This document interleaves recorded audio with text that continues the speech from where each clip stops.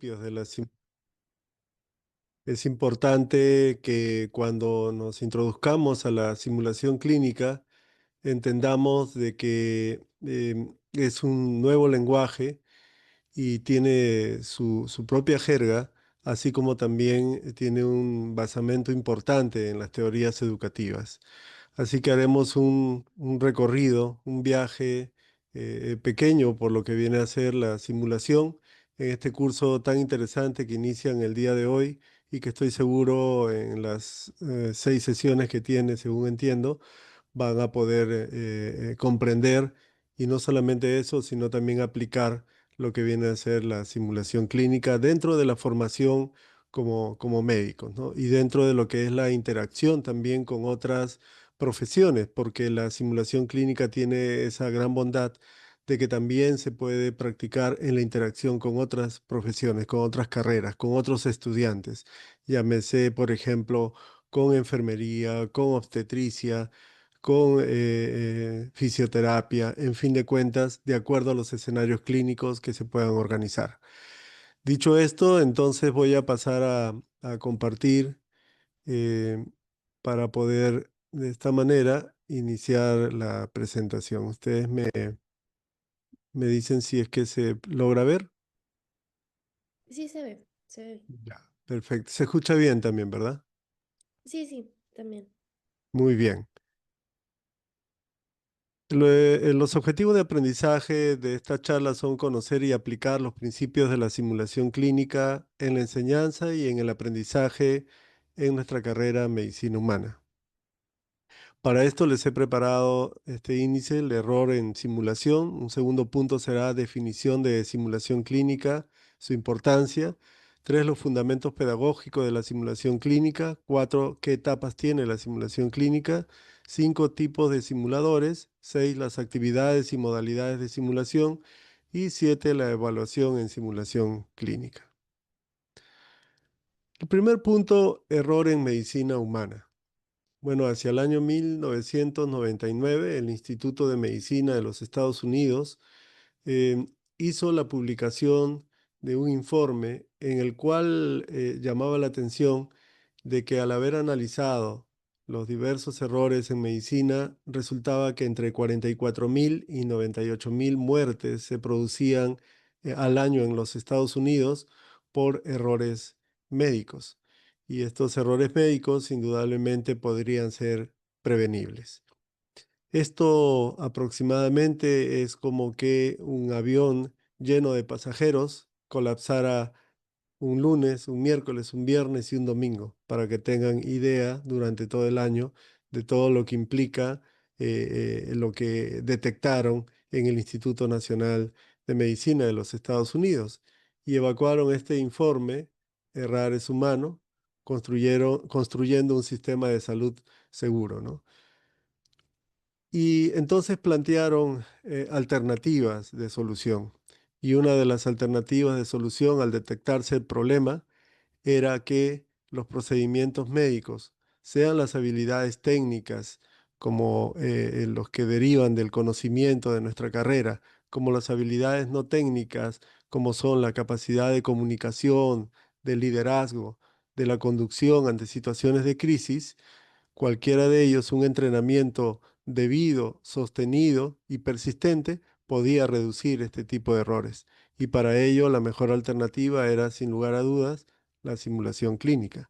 Por eso la simulación clínica se ha convertido en una herramienta esencial para la formación médica, mejorando la práctica y reduciendo los riesgos. Esto es muy importante, ¿no?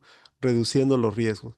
Porque cuanto más practiquemos alguna actividad que es de usanza de nuestra carrera, ejemplo, colocar una sonda Foley, hacer una paracentesis, una toracocentesis, reconocer los signos, los síntomas de las enfermedades, realizar una adecuada historia clínica, entre otras, mejor será nuestra práctica y mejor será entonces, en este caso, el performance que tendrá un médico, un futuro médico como estudiante, ya que se van a reducir los riesgos y en esto consiste la simulación esencialmente, en tratar de evitar el error.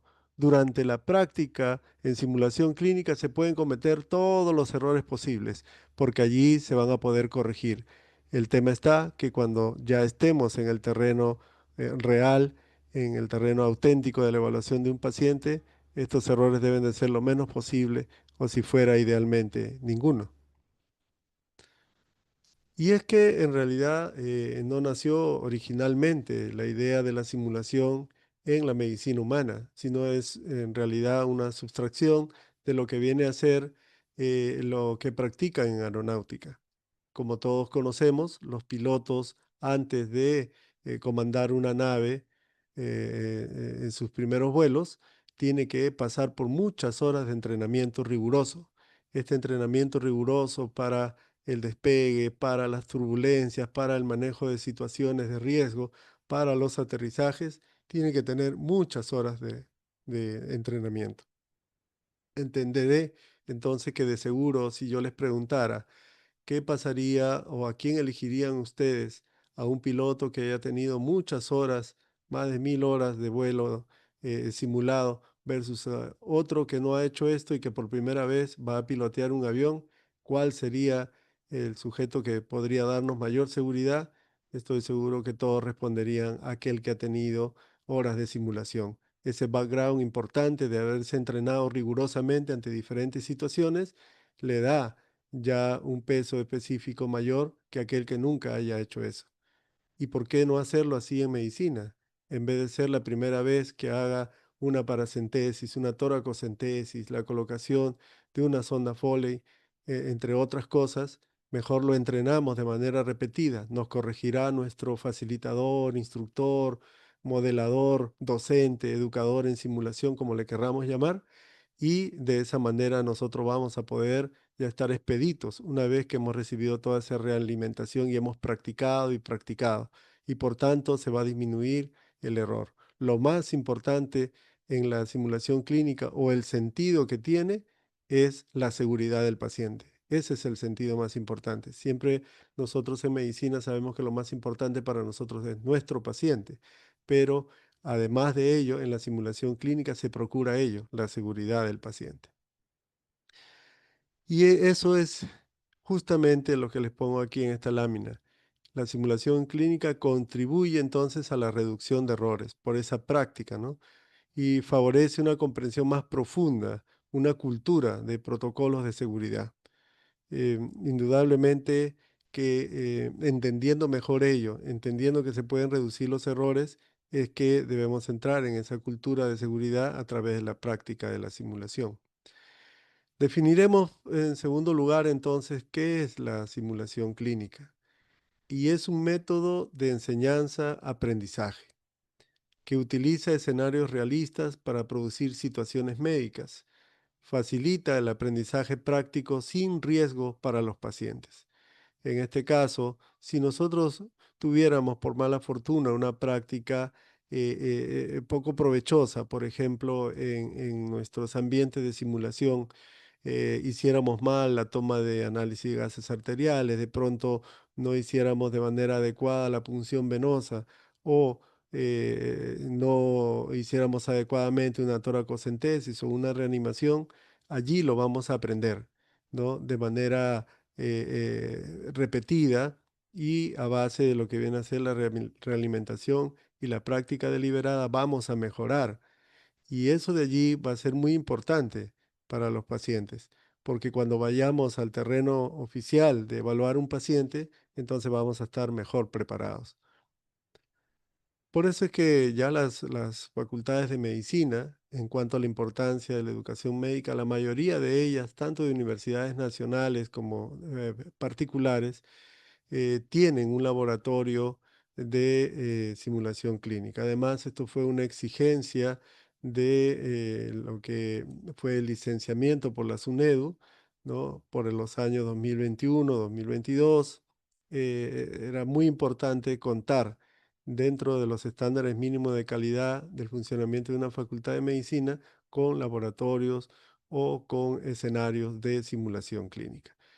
Permite desarrollar aptitudes cognitivas, sociales y personales, adecuada gestión de tareas, una conciencia de la situación, trabajo en equipo, que es muy importante. Como ustedes observan la fotografía, cuando hay una situación, en este caso simulada, tiene que haber una organización adecuada, donde hay un liderazgo, una distribución de tareas que haga más efectiva la labor del médico. Eso es un entrenamiento que se logra poco a poco y que indudablemente culmina en la toma de decisiones. Probablemente podamos como estudiante equivocarnos varias veces, pero si nosotros vamos perfilando esto con una buena realimentación llamada en los casos de escenario debriefing, entonces de hecho que vamos a tener una experiencia muy rica que nos permitirá una mejor atención. Además, los errores que había comentado, que se habían detectado en el Instituto Nacional de Medicina de Estados Unidos, no eran tanto errores de conocimientos, sino eran errores sobre todo del factor humano, vale decir de habilidades no técnicas, como la parte de liderazgo, la parte de toma de decisiones, la parte de poder trabajar en equipo, cosas que cuando se fallan, lo que hacen es retrasar los procesos y lo que hacen es indudablemente culminar en errores médicos. Los fundamentos pedagógicos. La simulación clínica tiene fundamentos pedagógicos sólidos para su práctica. Como es una estrategia de enseñanza-aprendizaje, los tiene. Y uno de los más importantes es esta conocida pirámide de Miller. Todos nosotros como estudiantes o como residentes o como asistentes cuando aprendemos algo nuevo, debemos de pasar por esta base hasta llegar a la cúspide de la pirámide de Miller.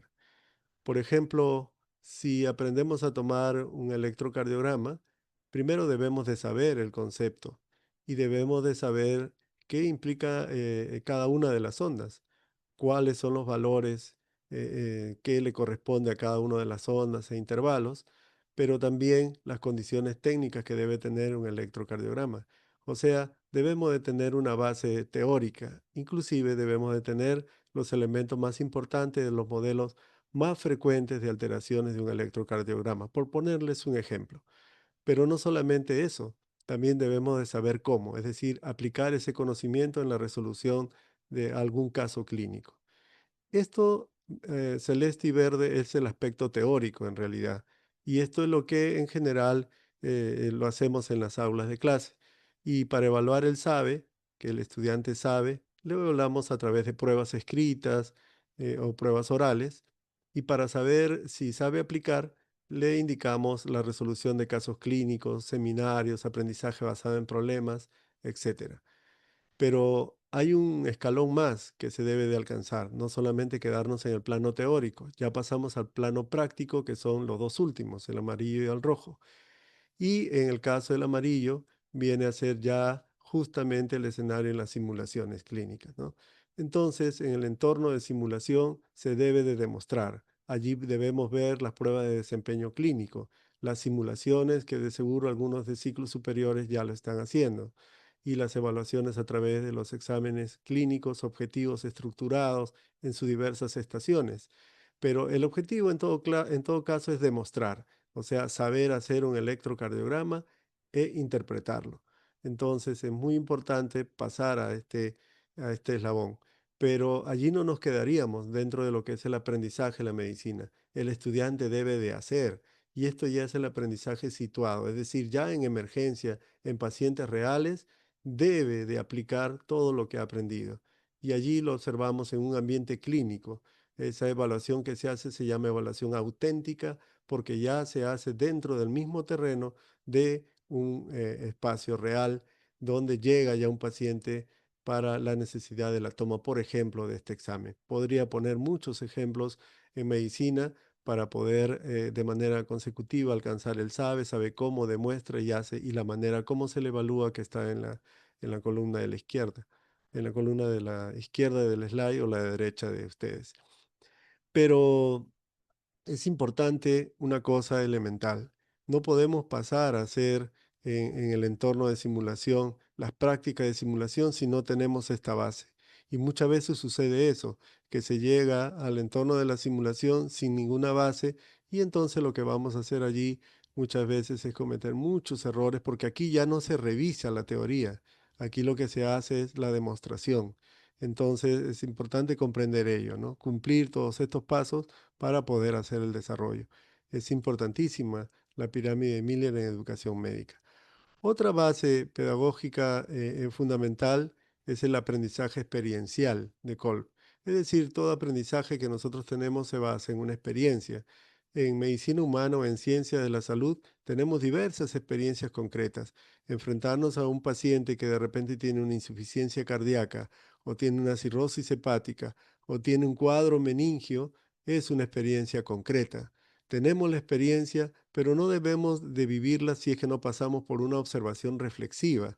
Por ejemplo, si tenemos una meningitis que tiene 3 días de evolución, con cefalea, confusión, fiebre, es diferente que si viene con 10 días de evolución, con cefalea, confusión y fiebre, y de repente tiene baja de peso, que ya data de hace aproximadamente un mes, y que además viene de una zona epidemiológica de tuberculosis y que además de ello es un paciente que de repente tiene una inmunosupresión. O sea, hay que hacer una observación, hay que vivir la experiencia, pero hay que hacer una observación reflexiva. Eso nos da una conceptualización abstracta que nos va a servir de modelo para nuevos casos.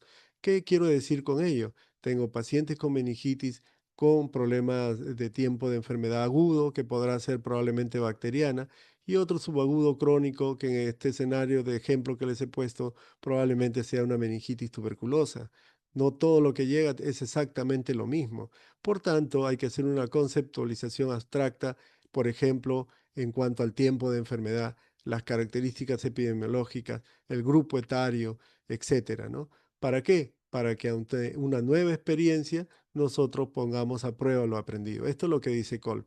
Experiencia, observación reflexiva, conceptualización y nuevamente vamos a cerrar el ciclo experimentando activamente, lo cual nos servirá nuevamente de una experiencia concreta y así sucesivamente. Entonces el aprendizaje experiencial es básico en medicina. Todos los días lo vivimos, todos los días. Y hay otros conceptos importantes, fundamentos, en donde estos personajes, como Jean Piaget, como Ausubel, como Brunner, como Skinner, como Watson, como Vygotsky, son importantísimos y que los veremos a continuación. Por ejemplo, ¿no? Eh, en el caso de un estudiante de ciencia de la salud, un estudiante de medicina que tenga que hacer un procedimiento práctico, a esto se le llama práctica deliberada. Este procedimiento puede ser tomar la presión arterial, por ejemplo, extraer sangre para lo que es gases arteriales, realizar una punción venosa, realizar un RCP, realizar una paracentesis, realizar un fondo de ojo, en fin de cuentas, diversas experiencias en donde que son experiencias prácticas de habilidades psicomotoras, ¿no? Que necesitan un entrenamiento repetido para poder alcanzar la experticia. En ese sentido, ¿no? Las prácticas basadas en simulación cumplen objetivos de aprendizaje y sobre todo son medibles. Es muy importante tener en cuenta que lo que se quiere alcanzar es la precisión, ¿no? Y esto debe ser medible porque vamos a obtener resultados. ¿Cuál es lo más importante en el momento en que el estudiante está haciendo su práctica? Que en este caso al lado esté el docente o el facilitador para dar la realimentación. En las prácticas deliberadas o el desarrollo de habilidades psicomotoras, entonces la realimentación, el feedback es directo en el mismo momento, en el mismo escenario, ¿no? Esto se basa en el conductismo. Aquí tenemos a Skinner, aquí a Watson, y esto es bastante sencillo. El aprendizaje se obtiene a base de que los errores deben de ser corregidos a base de lo que viene a ser una retroalimentación.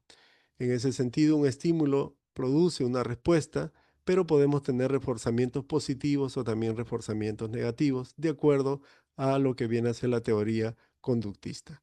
En ese sentido, cuantas más veces se haga la medición de la precisión que tiene que alcanzar el estudiante con una realimentación positiva, vamos a conseguir los objetivos del caso. Aquí, por ejemplo, ¿no? Observamos que la estudiante está haciendo, ¿no? Va a hacer la colocación de la sonda Foley. y debe de seguir todos los pasos que ya debe de haberse estudiado en la parte teórica y definido además en las indicaciones, contraindicaciones, complicaciones que puedan haber y vean al lado que tiene que estar el instructor para que pueda irle orientando. Inclusive el instructor generalmente hace el procedimiento, el cual es visto por el estudiante y luego a base de la lista de cotejo lo va a hacer nuevamente. Si hay errores, se le corrige y nuevamente lo debe de hacer, puede practicar en otras horas, pero nada es al azar, sino que hay una lista de cotejo que tiene que cumplirse de manera sucesiva y pautada. Esto se basa entonces en el conductismo, por ejemplo, pero es mucho más que eso, ¿no? También debemos entender, por ejemplo, la teoría psicológica que les había comentado de la práctica deliberada, que implica este desempeño repetitivo. Cuanto más repita, mayor nivel va a alcanzar. Entonces, no se queda esto en la simpleza, como siempre se ha dicho, la práctica hace al maestro, no, sino la práctica deliberada con realimentación hace al maestro. Es decir, hay que corregir los errores, si no, muchas veces el estudiante o inclusive el residente o el asistente está haciendo prácticas deliberadas sin supervisión y siempre cometiendo los mismos errores. Entonces, la práctica no hace al maestro, la práctica deliberada con realimentación adecuada hace al maestro. Eso es lo que debemos de entender del punto de vista de la simulación. Aquí vamos a ver nuevamente, ¿no? En este caso, una práctica deliberada. Le dice cómo debe de coger, en este caso, el laringoscopio, ¿no? Le va corrigiendo en el mismo momento, en el mismo escenario donde el estudiante va haciendo la práctica en este simulador de baja fidelidad, que ya vamos a ver luego eso. Vean la realimentación que hace, el ambiente es controlado, hay bastante seguridad, tiene que darle confianza al estudiante para que pueda alcanzar los objetivos medibles, ¿no? En este caso, ya hemos visto el conductismo, la teoría psicológica de la práctica deliberada y seguiremos indicando. Aquí les hago entonces una pregunta para que ustedes por el chat me comenten. Las habilidades psicomotoras eh, como la intubación endotraqueal requieren que el facilitador realimente al estudiante en otra sesión posterior a la práctica de manera inmediata y oportuna, abordando solo los puntos negativos. A ver que si nos vamos entendiendo qué dicen en el chat. Pero anoten si es la A, la B o la C. Los espero antes de pasar al siguiente punto. Entonces estamos revisando los fundamentos pedagógicos de la simulación clínica, ¿no? Hemos visto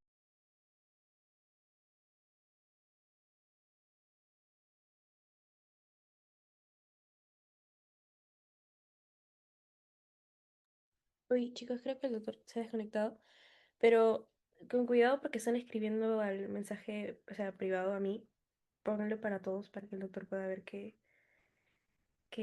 le están comentando porque no le va a aparecer, porque está en privado. Así que pónganlo para todos.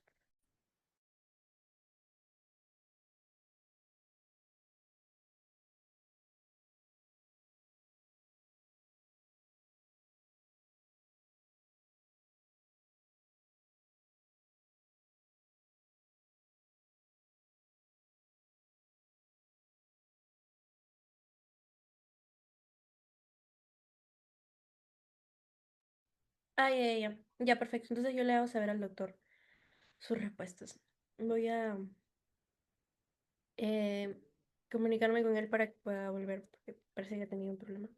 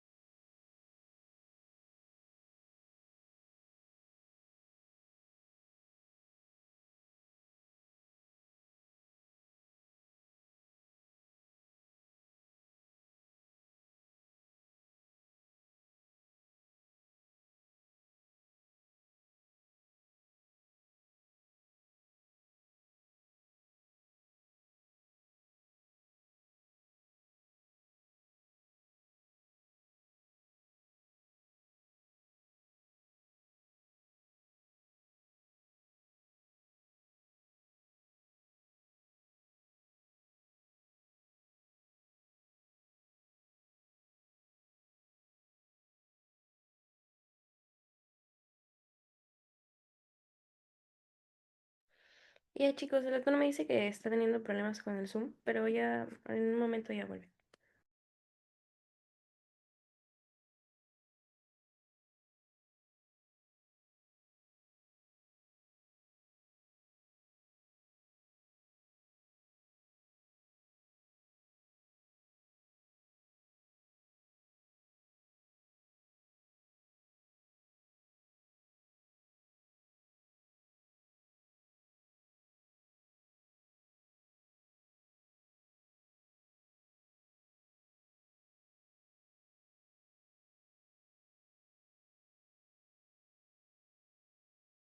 Hola, hola.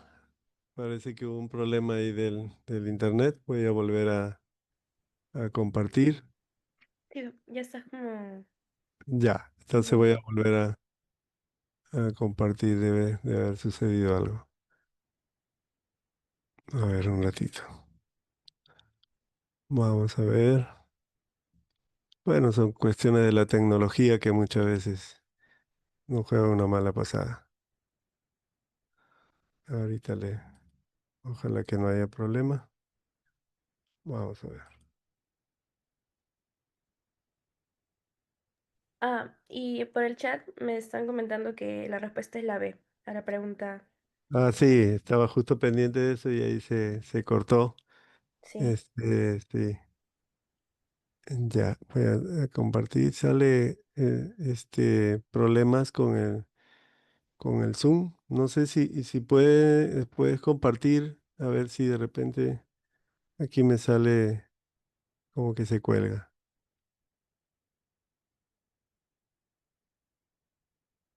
A ver, a lo mejor es problema de internet, pero Ujú, no puedo compartir, me sale como que se cuelga. Si pueden hacerlo ustedes, no sé. ya. A ver, el link de la presentación para... A ver, un ratito, a ver. A ver, voy a tratar. De repente tengo que salir.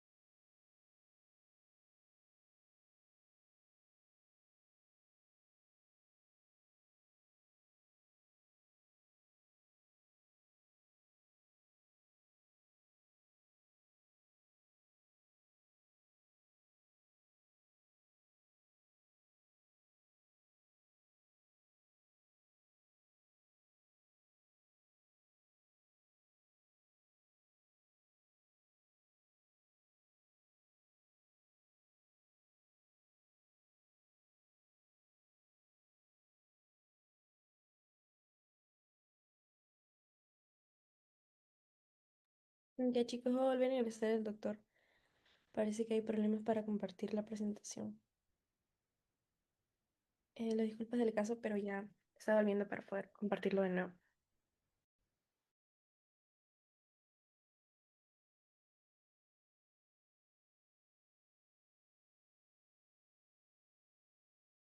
Que vamos a No es que vamos nosotros a decir, en este caso, que tal o cual error que ha cometido tal o cual estudiante lo vamos a ventilar en una clase teórica. No, eso no va en simulación. Todo lo que sucede en los escenarios de simulación se queda en el escenario de simulación.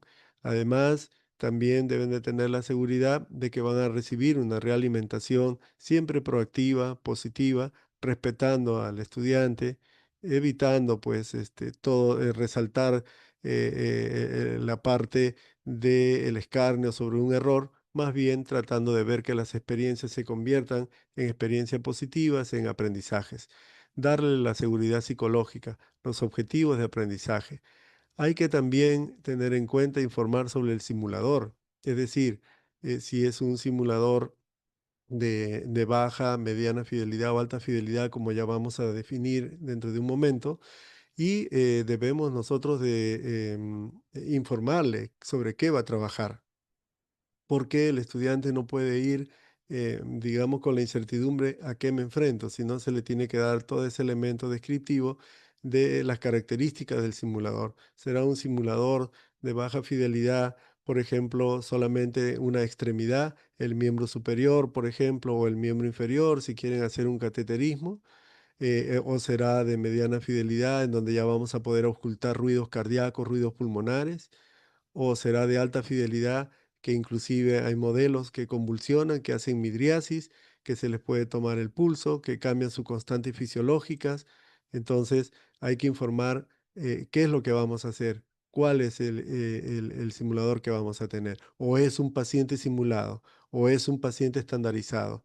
Habrán también confederados, es decir, aquellos participantes que no son pacientes, pero que van a apoyar dentro de lo que viene a ser el desarrollo de la simulación. La teoría. Se desarrolla algunos puntos resaltantes, no se repite la clase teórica que ya sustenta la práctica. No vamos a suponer que querramos hacer un escenario clínico sobre un neumotórax. No vamos a hacer toda la clase de neumotórax, el diagnóstico diferencial, la atención, no, sino los puntos más resaltantes, porque eso ya se vio en la clase. Vamos a tratar crisis asmática, no, eso ya se vio en teoría, se darán los puntos más resaltantes, pero ya todo el protocolo de atención, los fármacos, dosis, todo eso, ya el estudiante lo revisa. Y bueno, debe de haber una reunión sobre el caso en cuestión, ¿no? Para que los estudiantes conozcan el caso, lo definan, se organicen y luego ingresan ya al desarrollo del caso, ¿no? Al escenario mismo. Como le decíamos, habían dos tipos de actividades en simulación clínica. Una es la práctica deliberada, que ya ustedes van entendiendo, es cuando el estudiante está con un instructor o facilitador que va dando la realimentación en tiempo real y que está en el escenario mismo donde participa el estudiante desarrollando su habilidad psicomotora. Y la otra actividad es el escenario clínico, donde ya es un caso clínico que puede ser una emergencia médica, entre otras, y en ese caso el desarrollo del mismo toma alrededor de unos 10 a 15 minutos. En ese hecho o en esta particular actividad de escenario clínico, el facilitador o el educador de simulación no está en el escenario. El educador o los evaluadores están fuera del escenario. Generalmente pues hay una cámara Gesell, un espejo en donde ven los docentes a los estudiantes, pero los estudiantes no ven a los docentes evaluadores. El estudiante y el grupo de estudiantes desarrolla el caso y aquí va siendo evaluado mediante rúbricas, mediante lista de cotejo, etcétera, etcétera, lo que se haya considerado como instrumento de evaluación. Diferente el caso de la práctica deliberada, donde sí está, ¿no?, en el mismo lugar el docente, ¿no? Y bueno, después del desarrollo del caso tenemos el debriefing o reflexión, que ya es una reunión una vez que se ha terminado el caso. Generalmente dura el doble de tiempo del desarrollo del caso. Si el caso duró 10 minutos, serán 20 minutos como mínimo de debriefing o reflexión.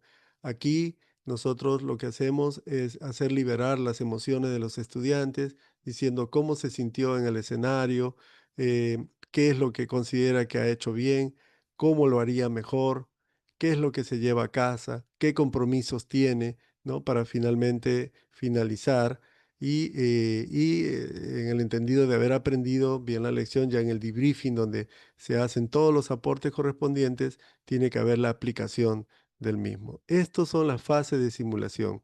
Las 5 primeras, uno, 2, 3, 4 y 5, la sesión previa, hasta antes del desarrollo de caso, se llama pre-briefing.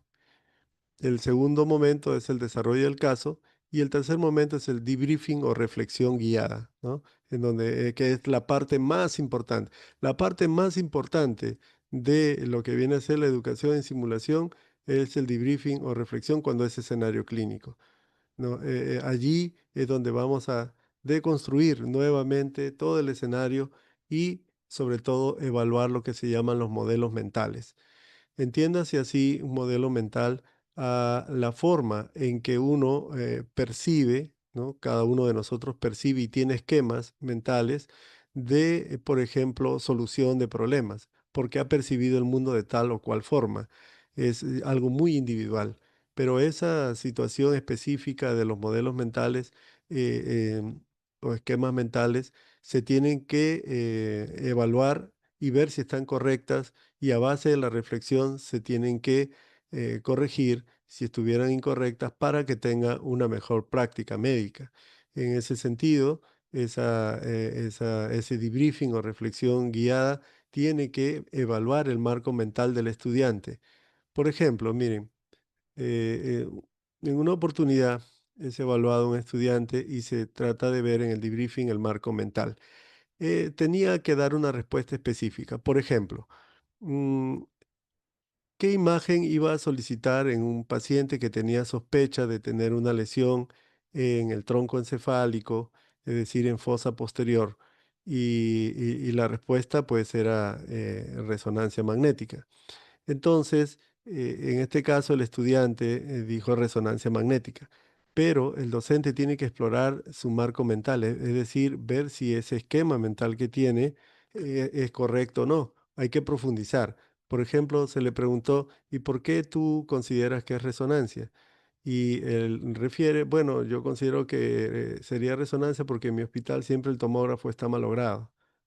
Entienden que el marco mental hay que reconstruirlo, porque en realidad no es esa la respuesta correcta.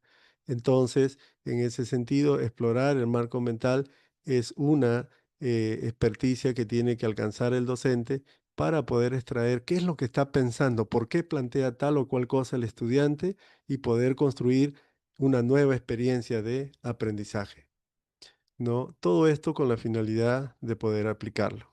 Es linda la simulación. Por eso tiene el pre-briefing, ¿no? Los 5 primeros pasos, luego el desarrollo del caso y finalmente el debriefing, de acuerdo a Peter Dickman, que en un par de meses visita Perú. Entonces el pre-briefing, que viene a ser todos los elementos de preparación para el desarrollo del escenario, ¿no? Tiene que dar la seguridad psicológica y dos contratos. Un contrato que aparece aquí con el nombre de contrato de ficción y el contrato de confidencialidad. Les cuento esto. En principio, el contrato de confidencialidad es importante y hay que firmarlo o por lo menos comprometernos a la fidelidad en el siguiente sentido. Cuando nosotros hacemos como grupo de estudiantes y docentes el desarrollo de un escenario clínico, este no va a ser solo para usted, sino para los subsiguientes grupos que van a ingresar. Y entonces, si nosotros comenzamos a comentar con los demás estudiantes, con los demás compañeros que vienen a realizar la experiencia en los minutos sucesivos, entonces va a perder su naturaleza. El contrato de confidencialidad implica eso, implica que nosotros debemos de firmar un contrato para no divulgar las situaciones internas que han ido en torno al caso, al desarrollo del caso. Y el contrato de ficción o de realismo, también se le llama ficción y realismo, implica que nosotros debemos de vivir la experiencia lo más cercana posible a la realidad. Es decir, si bien es cierto, estamos nosotros con maniquíes, estamos con, por ejemplo, de pronto monitores que son monitores construidos o distribuidos para el hecho, para el momento, ¿no? Para el desarrollo de este caso.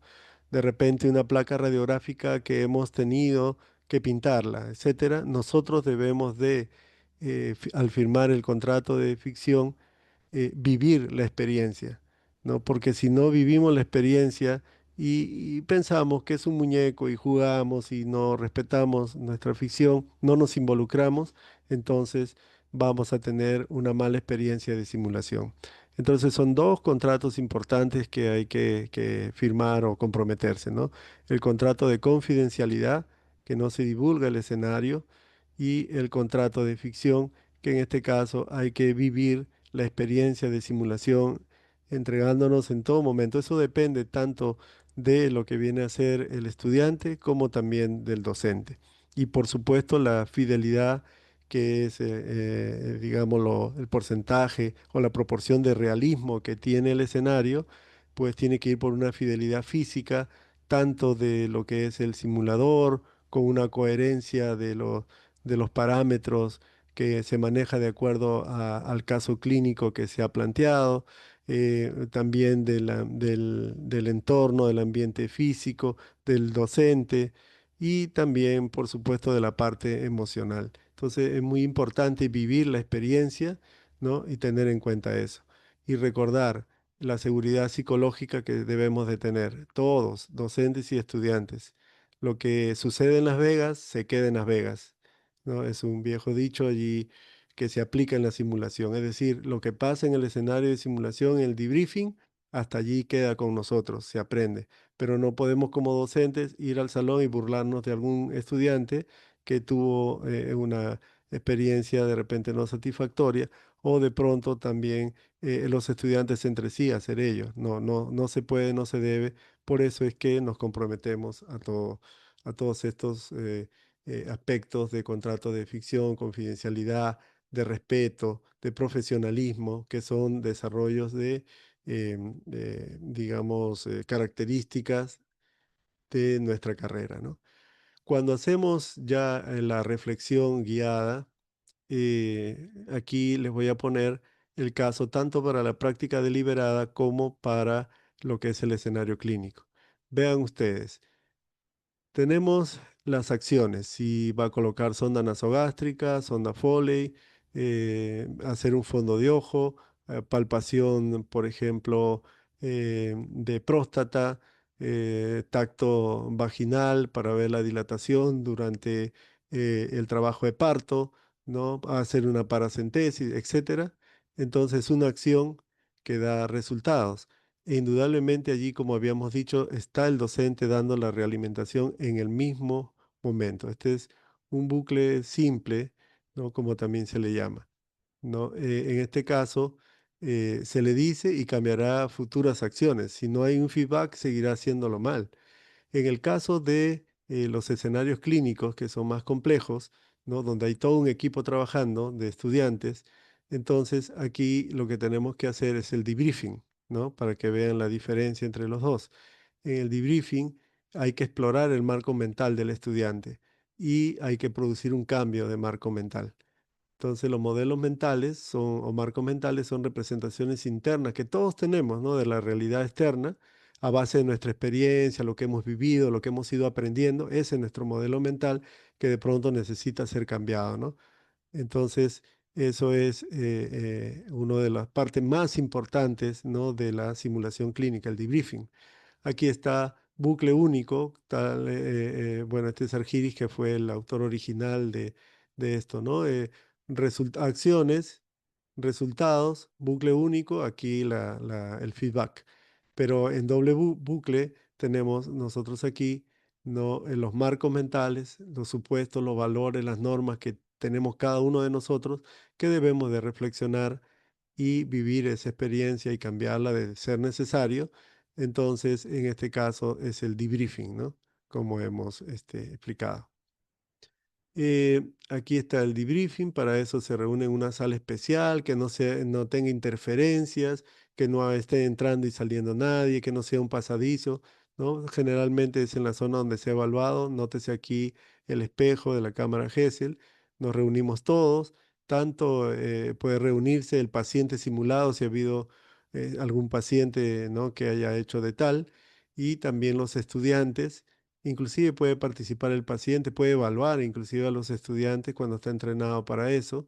El docente invitará a cada uno de acuerdo a los pasos ya establecidos de un debriefing. Primero a decir cómo se sintió en el escenario, qué es lo que cree que ha hecho bien. Tienen que explorarlo en todos, ¿no? ¿Qué es lo que harías mejor? Y también interviene para tratar de cambiar los marcos mentales. ¿Qué consideras que debemos de revisar para comprometernos, ¿no? Para la próxima vez. ¿Qué te llevas a casa? ¿No? Todo esto lo exploramos en un debriefing. Vean que el debriefing no se hace en el escenario mismo, sino se hace en la sala generalmente de evaluación, ¿no? Y aquí están los pasos, el debriefing. Exploramos los sentimientos, porque hay que romper el hielo, hay que liberar emociones, ¿no? Entonces, evaluar qué emociones, sentimientos produjo la experiencia, cómo se sintieron, ¿no? Descripción, qué pasó en el escenario. Nos pueden decir hasta si entendieron bien de qué se trató el escenario. ¿Fue realmente un edema, ¿no? Un edema de glotis, ¿no? Fue una crisis asmática, fue un neumotórax, fue un hemotórax, fue una convulsión, fue una meningitis, una intoxicación, un accidente cerebrovascular, el análisis, ¿qué estuvo bien? ¿Qué podrías hacer diferente? ¿Ve? Y la aplicación que te lleva. Estos son los pasos del debriefing. Explorar sentimientos, describir lo que pasó, analizar lo que estuvo bien y qué podrías... Ojo que aquí no se dice que estuvo mal, sino que estuvo bien y qué podrías hacer diferente, ¿no? Por ejemplo, yo soy el docente y le digo, observé que cuando estabas en el escenario de simulación, em, no, conseguiste tomar la presión arterial. Sin embargo, noté de que habías colocado el bladder en un lugar incorrecto. Em, ¿Por qué lo colocaste así y qué es lo que deberías de hacer? ¿No? Entonces, allí nosotros vamos explorando, vamos viendo los puntos específicos, ¿no? Y aplicación, ¿qué te llevas a casa? Todo lo que he aprendido. Y en este caso, el estudiante debe sentirse completamente libre, con gran seguridad psicológica para poder participar. A ver, les pregunto, ¿el educador en simulación establece los contratos de confidencialidad, realismo o ficción en la etapa D? Ustedes me responden. ¿Será en escenario, en debriefing o prebriefing? Allí los veo en el chat. A, B o C.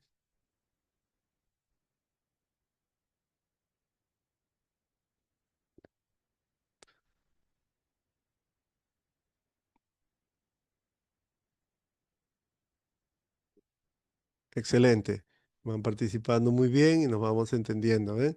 Hay que firmar, establecer los contratos de confidencialidad, realismo, ficción en la etapa del pre-briefing. No lo puedo hacer ya en escenario y en el debriefing, no, tiene que ser en el pre-briefing. Muy bien. Correcto. Vamos a otra pregunta. ¿En qué etapa el educador en simulación favorece la reflexión de los estudiantes sobre su desempeño y toma de decisiones? Aquí es donde nosotros tenemos que deconstruir todo. Ustedes dirán, ¿será en el debriefing, pre-briefing o en el escenario?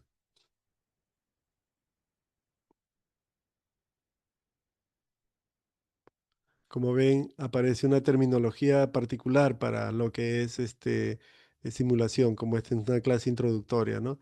A ver, paciente simulado, ¿no? El confederado, el pre-briefing, el briefing, debriefing, escenario clínico, práctica deliberada, ¿no? Las teorías que hemos hablado, o sea, hay bastante terminología nueva que ustedes van a ir manejando, ¿no? El feedback, el debriefing o la realimentación, etcétera. Muy bien, entonces ahora vamos a ver. Correcto, todos están muy bien y efectivamente, ¿no? En el debriefing es donde vemos para favorecer la reflexión, tanto así que siendo la parte más importante de los pasos de la simulación, eso se le llama reflexión guiada, ¿no? Correcto. Continuamos con el quinto punto, que son 7 puntos. Ya vamos llegando al quinto punto. Tipo de simuladores. Este es muy importante. Nosotros podemos tener simuladores como se le va a explicar al estudiante, ¿no? Hoy vamos a hacer una práctica deliberada y tenemos un simulador de baja fidelidad. ¿Qué es un nodo de baja fidelidad? Un modelo que simula solo una parte del cuerpo, en este caso, por ejemplo, el brazo, antebrazo, ¿no? Ejemplo, un brazo, la pelvis, sectora. Se utilizan para enseñar habilidades técnicas o motoras, colocar una vía, extracción, por ejemplo, de sangre para gases arteriales, etcétera, ¿no? Fondo de ojo, compresiones torácicas, palpación de próstata, ¿no? Dilatación, en este caso vaginal, etcétera, etcétera, ¿no?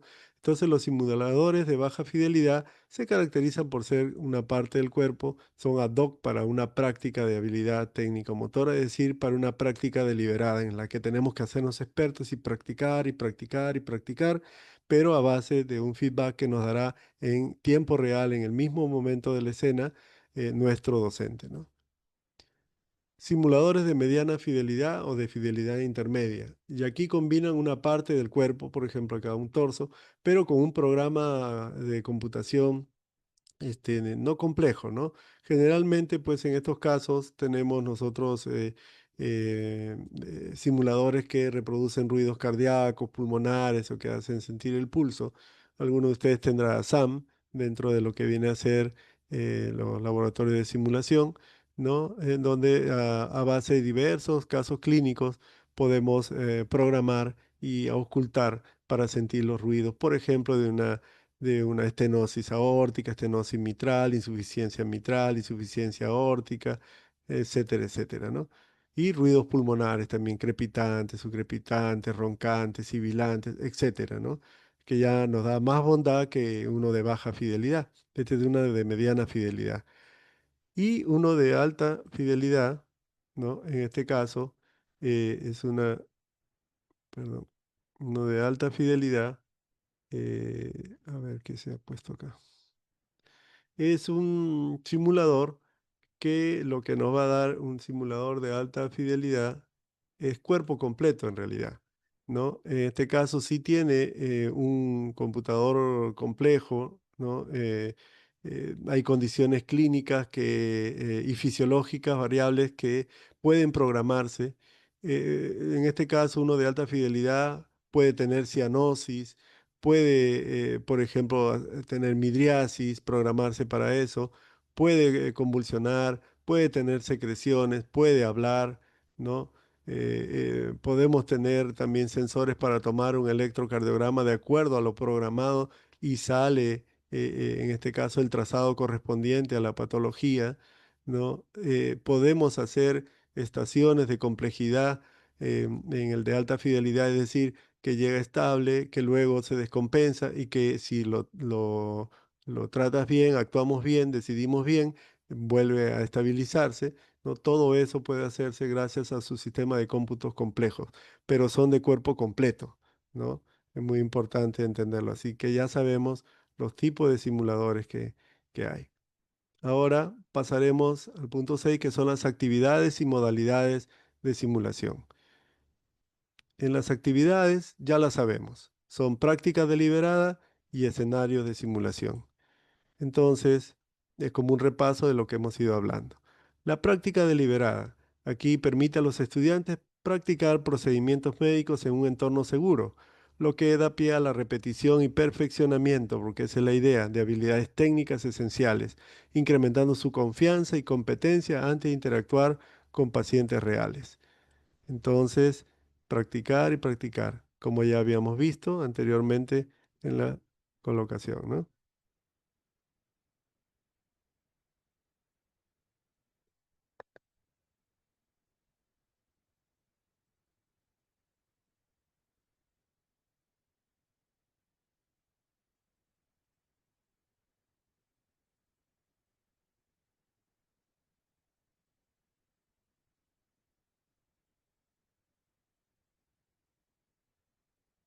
Muy bien.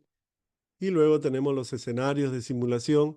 A través de escenarios simulados, ¿no? Los estudiantes desarrollan habilidades interpersonales. Es muy importante esto, ¿no? La comunicación efectiva, el trabajo en equipo, el manejo de crisis, que es muy importante. Van a ver después un ejemplo, como la desorganización trae muchos errores y es lo que detectó justo ese informe, ¿no?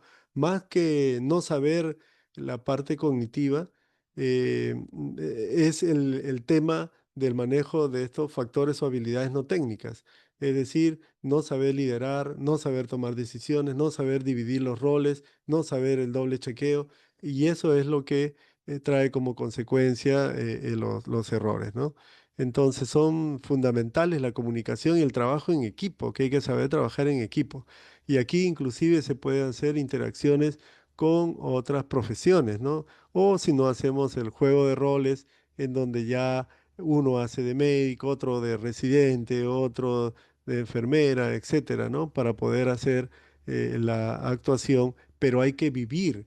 Por eso es que se hace, hay un término que ya vamos a revisar en un minuto, que viene a ser la modalidad inmersiva. La modalidad inmersiva de simulación significa el involucramiento, como aquí se ve, ¿no? En ese momento no estamos pensando que esto es un muñeco y que no, no, no, estamos pensando que es un paciente, se le saluda, si es que puede responder o se le trata como tal y se trata de solucionar su problema. Vivimos la experiencia, muchos inclusive se bloquean o se traban muchos estudiantes, ¿no? Y otros inclusive cuando viven la experiencia o que les hace recordar a algún familiar, han llorado en el escenario y hay que tener que retirarlos por seguridad psicológica o parar el escenario cuando hay mucha complicación emocional. Entonces hay implicancia y hay que saberla manejar. En escenario de simulación, por ejemplo, como este, ¿no? Como ejemplo.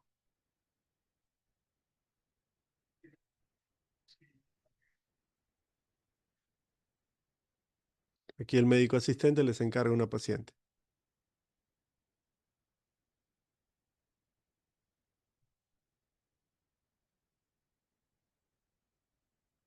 Se está presentando, ¿no? El estudiante.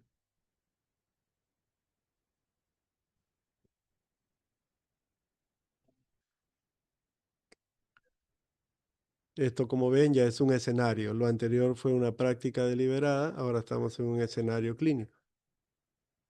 Aquí hay un trabajo en equipo, ¿no? De acuerdo a Vygotsky, se aprende de los demás, es el constructivismo social o la teoría social, ¿no? En este caso, nosotros debemos tener en cuenta de que se aprende del entorno, como decía Piaget, ¿no?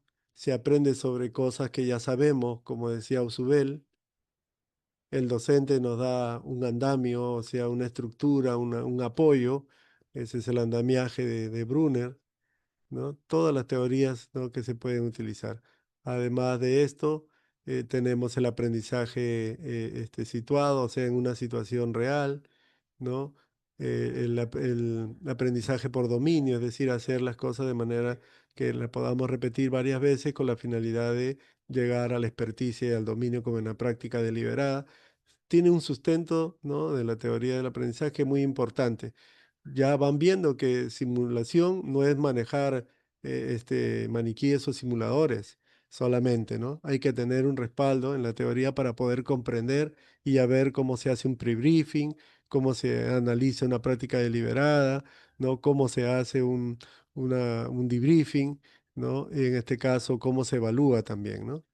Vean ustedes, ¿no? Aquí hay un desarrollo real, están involucrados, esto es inmersivo, ¿no? Es inmersivo como ustedes ven, ¿no? Modalidades, ¿no? Hay dos modalidades en simulación, la procedimental, que ya la conocen, ¿no? En este caso, la modalidad procedimental es como la práctica deliberada, pero también hay simuladores de pantallas, simuladores de realidad virtual. Y la inmersiva, con los pacientes simulados, estandarizados, hay también pacientes virtuales, realidad virtual, ¿no? Generalmente, pues, estas son las dos modalidades que se manejan en simulación. Hay zonas de simulación llamadas Simpson. Estas zonas de simulación, les detallaré un poquito, les pondré acá en español. Hay cuatro zonas de simulación que en realidad no vienen a ser sino una correlación con la pirámide de Miller que habíamos nosotros mencionado, ¿no? Son zonas de menor complejidad a mayor complejidad que los docentes podemos preparar. En el caso de la zona cero, básicamente el estudiante hace una auto retroalimentación porque lo hace con la misma máquina. Por ejemplo, cuando practican con un, digamos, un programa virtual interactivo y en donde les da las respuestas correctas, ¿no? Aquí no interviene ningún facilitador ni educador en simulación, ¿no? Aquí el mismo estudiante va practicando. En la zona uno es como la práctica deliberada. Aquí sí hay un facilitador, ¿no? Que en el mismo momento le indica la corrección del paso. En la zona 2 de simulación, bueno, la zona uno, ¿no? Se prepara bastante en lo que es los laboratorios de simulación de acuerdo a lo que requiera el curso respectivo, si es pediatría, ginecobstetricia, medicina, cirugía, ¿no? Eh, en la zona 2 generalmente es el manejo ya de lo que viene a ser los códigos, ¿no? De repente hay un código azul o de repente un código específico para shock, ¿no? Y en ese momento ya hay un trabajo en equipo, ¿no? En la zona 3 generalmente ya son con nativos, es decir, en este caso sí, con gente que realmente es enfermera, con que realmente es técnico, pero intervienen estudiantes en esa zona 3. Entonces, tenemos que tener en cuenta que ya es un poquito más complejo, ¿no? Y en la zona 4 es bastante elaborada, es cuando ya estamos en un escenario, por ejemplo, de una emergencia real, ¿no? Real, como que ahorita entráramos a hacer esta simulación en emergencia, pero allí cada uno ya tiene su papel, la enfermera, el técnico, el médico, el residente, ¿no? Todos están en el momento de la actuación real con un paciente real, pero en el cual sí aquí el docente puede intervenir para hacer la realimentación respectiva, ¿no? Entonces, como ven, podemos hacer actuaciones de simulación en el mismo hospital. Podemos crear escenarios de códigos, esto sí, en escenarios clínicos, o podemos tener una práctica simulada, ¿no? Como hemos dicho, o de repente solamente a través de programas interactivos. Entonces, la práctica y perfeccionamiento de las destrezas va entre la zona cero, zona uno, parte de la zona 2 y reflexiones y hallazgos, es decir, donde ya hay, por ejemplo, nativos actuando o acá en el escenario ya específico, ¿no? De lo que viene a ser una emergencia, por ejemplo, un equipo interprofesional, ya es mucho más complejo, ¿no? O acá la actuación de códigos, por ejemplo, menos complejo, pero que también ya implica toma de decisiones. Es muy importante tener en cuenta en qué zona estamos, ¿no? Evaluación. Bueno, todo proceso tiene que ser evaluado y hay herramientas para poder evaluar, ¿no? Herramientas como rúbricas, autoevaluaciones, coevaluaciones, etcétera, ¿no? Por ejemplo, en lo que es la práctica deliberada, ¿no? Que son habilidades motoras, cognitivas, generalmente con lista de cotejo, lista de apreciación, con rúbrica, escalas globales, o muchas veces eso es importante también mencionarle, las prácticas deliberadas o los escenarios pueden ser grabados, pero solamente con fines educativos. Esto de la grabación es una seguridad también para los mismos docentes o el cuerpo docente o las direcciones académicas, porque muchas veces los estudiantes reclaman que sí han contestado de manera apropiada y que no han sido evaluados adecuadamente y se tiene el video de respaldo para poder hacer el cotejo correspondiente. Pero también se utiliza y sobre todo se utiliza para realimentar por medio de video. Es decir, una vez que se ve el video, se pueden ir analizando ¿no? las fallas que han habido para poder hacer la corrección correspondiente. Los escenarios clínicos, ¿cómo se evalúan? ¿No? Se ven las acciones, actitudes, comportamientos, habilidades, destrezas. Y hay varias, ¿no? La Performance Evaluation Tool, la Clinical Simulation Evaluation Tool, el Osarte Clínica Udemy Rubric, etcétera, ¿no? Pero generalmente lo hacemos por rúbricas, ¿no? En síntesis. ¿No? Los escenarios clínicos, que las rúbricas son las descripciones que hacemos de los comportamientos, habilidades y destrezas que tienen los estudiantes. Entonces, también se clasifican de esta manera, ¿no? Los instrumentos pueden ser escritos como preguntas de opción múltiple, abiertas, ensayo, resolución de problemas, prácticos, examen ante paciente real, clínico objetivo, estructurado, el MINISEC, actividades profesionales a confiar, y de observación, como la lista de cotejo, escala, rúbricas. También hay portafolios y otros registros. O sea, los instrumentos pueden ser escritos, pueden ser prácticos o pueden ser de observación. Y también tenemos las diferencias entre rúbricas, ¿no? Que aquí en las rúbricas, que es cualitativo, no se describe el comportamiento según nivel de desempeño, ¿no? Niveles de logro, como son instrumentos que son validados y son coordinados por los docentes, reducen la subjetividad, detecta progreso, deficiencia, requiere de tiempo. Y la lista de cotejos más bien se utilizan bastante para los talleres de habilidades, si hay presencia o ausencia de la acción, dicotómica, saludó o no saludó, ¿no? Indicadores claros y directos, no requiere análisis ni interpretación rápida y concreta, ¿no? Entonces hay formas como se le va evaluando al estudiante de acuerdo a estos instrumentos. Entonces, elige el instrumento que te permite describir el desempeño a observar. ¿Cuál cree usted que sería el mejor instrumento para describir el desempeño que tenemos que observar en un estudiante en cuanto de pronto a su comunicación, a su comportamiento que está teniendo, al liderazgo, etcétera? Ustedes dirán si es rúbrica, si es lista de cotejos, si es escala. A ver,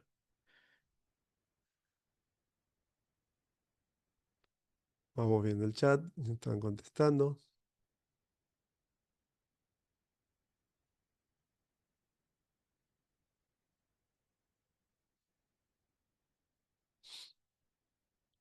Perfecto, muy bien, excelente.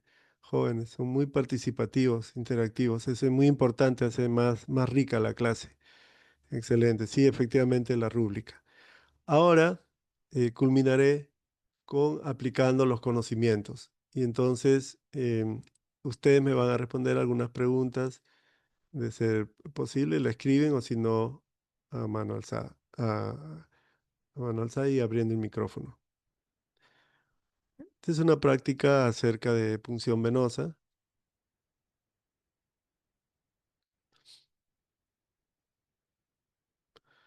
Miren, primera pregunta. ¿Será un simulador de baja, mediana o alta fidelidad? Baja, mediana o alta fidelidad. Vamos a poner baja a, bueno, ustedes lo escriben baja, mediana o alta. Yo leo. A ver qué me dice. Si no vamos entendiendo. Excelente, porque corresponde a un segmento de cuerpo. Muy bien, baja fidelidad. Correcto.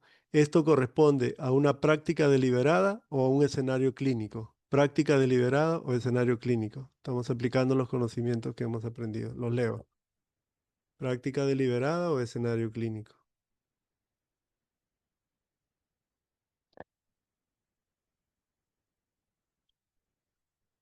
Deliberada, deliberada. No hay error. Muy bien, jóvenes. Seguimos viendo. Aquí, eh, el educador médico, el facilitador, da inmediatamente el feedback o lo damos en un debriefing. Feedback o debriefing. Feedback o debriefing. ¿Qué dicen ustedes?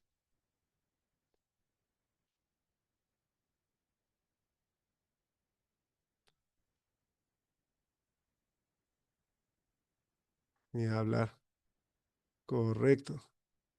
Muy bien, feedback. Así es. Y miren, bonitos son estos eh, simuladores de baja fidelidad. Aquí el estudiante ubica, ¿no? La vena. Ya ustedes recuerdan la anatomía de la vena mediana basílica, mediana cefálica, la vena basílica y cefálica, etcétera. Miren, porque traen inclusive, ¿no? La simulación de sangre, ¿no? Es un segmento. Y esto seguro lo podemos practicar varias veces, dar el feedback y entonces en ese caso ya hace el joven estudiante hacerse experto, ¿no? Con una realimentación. Aquí hemos aplicado la teoría psicológica de la práctica deliberada, también el conductismo, esto, ¿no? Etcétera. Muy bien. Y mire, ahí tiene, hay que seguir todos los pasos, lo vamos calificando con una lista de cotejo, ¿no? Si va haciendo los pasos correspondientes, etcétera. Muy bien, seguimos para aplicar los conocimientos. Aquí tenemos,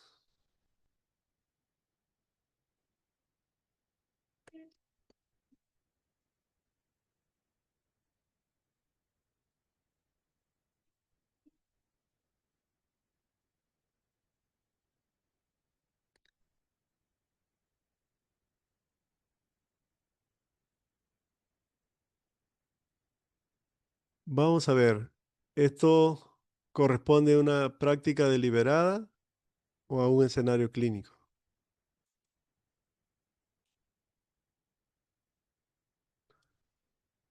Excelente, muy bien.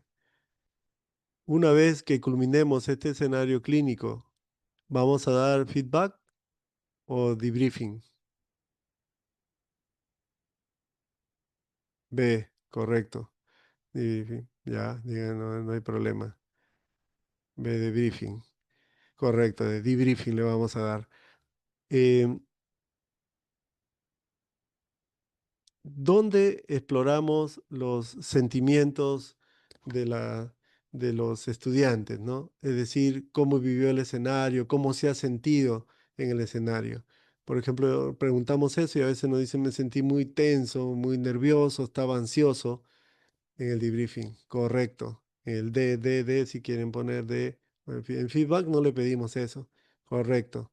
En el debriefing le pedimos eso. Creo que el mensaje está claro. Y ya miren, ahora observemos porque al final vamos a terminar con una lámina. También aquí está haciendo uso de una práctica deliberada, ¿no es cierto?, para poder hacer la reanimación, pero hay alguien que está dirigiendo y no necesariamente vamos a ver si lo hace bien o mal. A ver, ustedes qué dicen.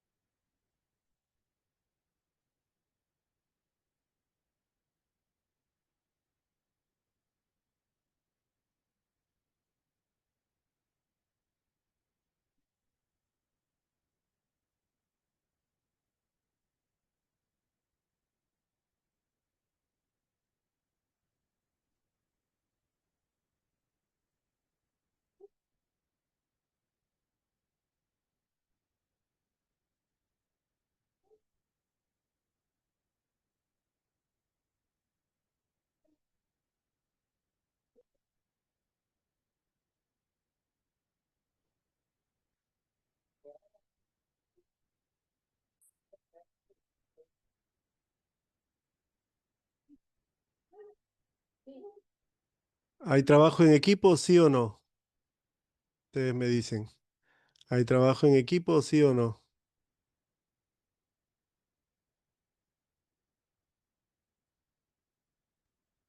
Ahora, ¿es adecuado el trabajo en equipo, sí o no?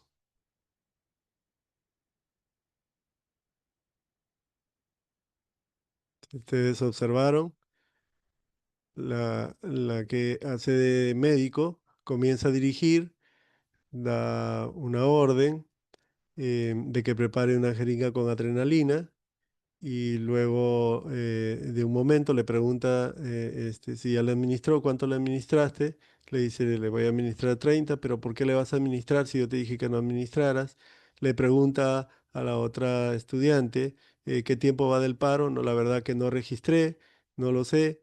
Luego le dice al otro estudiante, ¿por qué paraste? Pero usted me dijo que parara, ya yo estoy cansado. Hay problemas allí. Como ven, no todo es perfecto. Y una cosa es contarlo y otra cosa es vivirlo. Cuando entramos a hacer esta experiencia inmersiva, nos ponemos nerviosos. ¿No? Hay que practicarla y practicarla. Y sobre todo en este caso, hay que tener las cosas claras. Fue un código azul. No hay, por ejemplo, a veces tenemos que rotular o las señaletas que tenemos que tener acerca de los protocolos para el manejo de un infarto, de un paro o el manejo del desfibrilador, que tampoco están y que se pueden hacer y se pueden, digamos, a- adicionar aquí en esta sala, ¿no? Miren, sigamos viendo. Vean ustedes.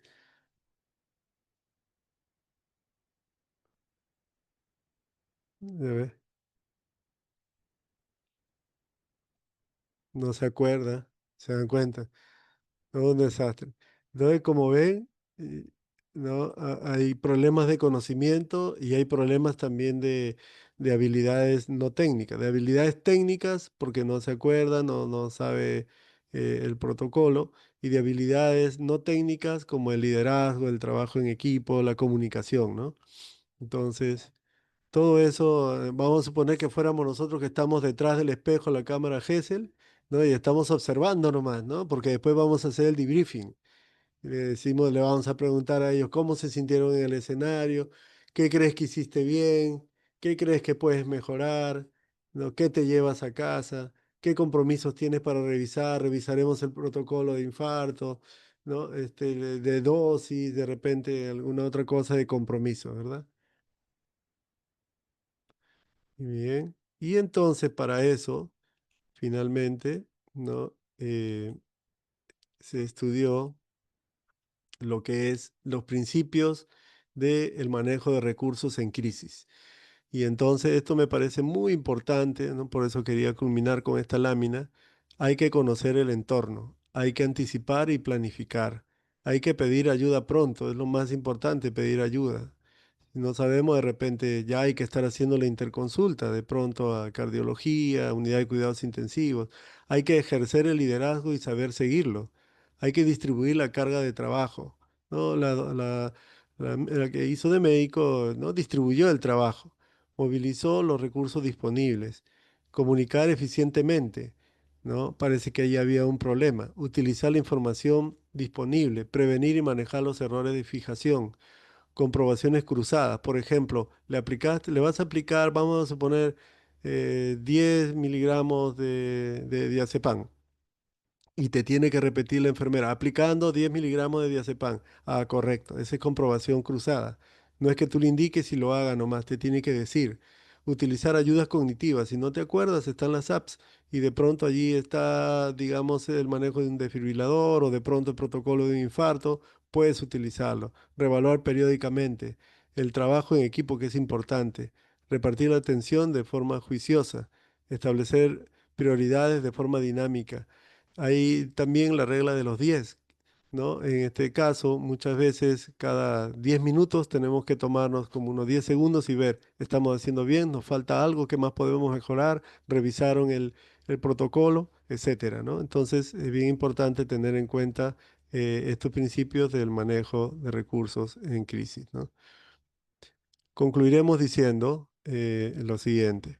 La simulación clínica es un método de enseñanza y aprendizaje en teorías educativas, basado en teorías educativas.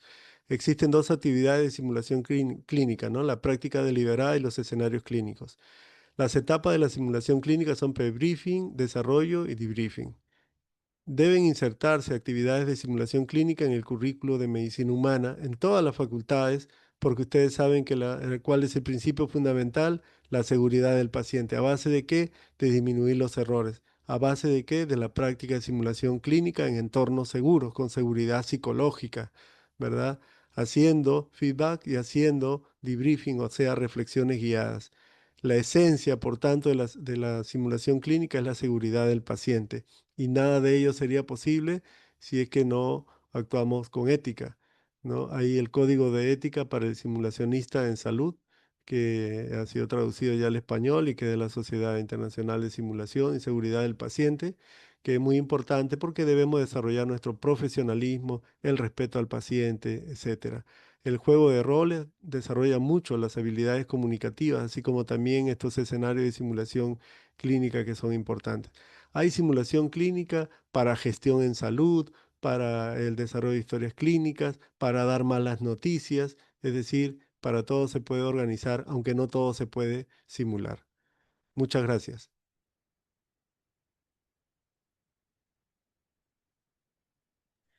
Muchas gracias a usted, doctor. La verdad ha sido una ponencia excelente y creo que coincido con todos los participantes.